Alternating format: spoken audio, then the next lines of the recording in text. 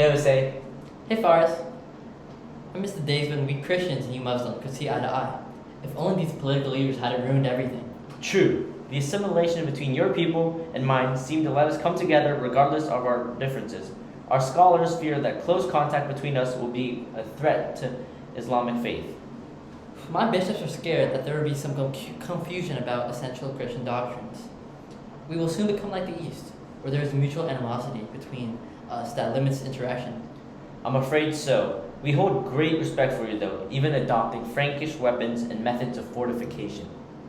Yes, we have recovered ancient Greek philosophical texts, only intact in Arabic translation. Some Christians even hold great respect for your people, impressed by the kindness and generosity of the accommodations given to them during their trips. It is the least we can do to accommodate merchants. On that note, how have your people been able to reach areas as west as the Andalusian lands of Spain and as east as the outskirts of Indonesia? To put it simply, our ships are just built differently. They can carry up to 400 tons. No offense, but Vietnamese galleys can only carry up to 250 tons. We greatly value our merchants. Prophet Muhammad was a merchant himself. Haha, that's true. You have a great geographical position near the great Byzantine Empire, but also with easy access to eastern nations such as India. You can easily trade with African nations as well. Our cities of Damascus, Aleppo, Edessa are commercial centers. We would not be as prominent as we are if we did not have such high demand.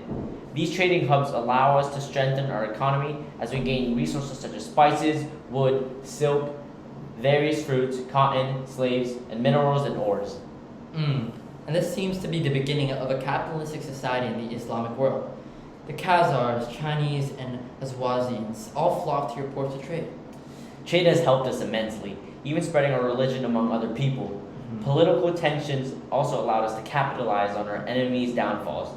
The ongoing fight between the Byzantines and Sassanids had weakened both, so our overstrong army was able to conquer contested lands. Oh yes, and the fact that the bubonic plague had just swooped in weakened them even more. The Muslims have had an edge in this whole situation. How has your presence in Spain become so large, though? It all started with the Umayyad dynasty.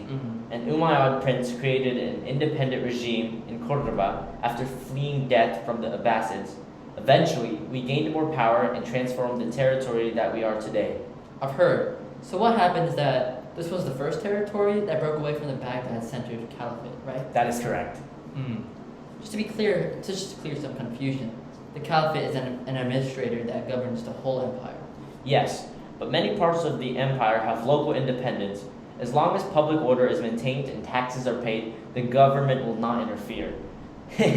Recently, I have heard that leaders are no longer paying taxes. Nobody likes paying taxes. Oh, I have to go. My wife is waiting for me. See you, Faris. Peace be with you. Goodbye.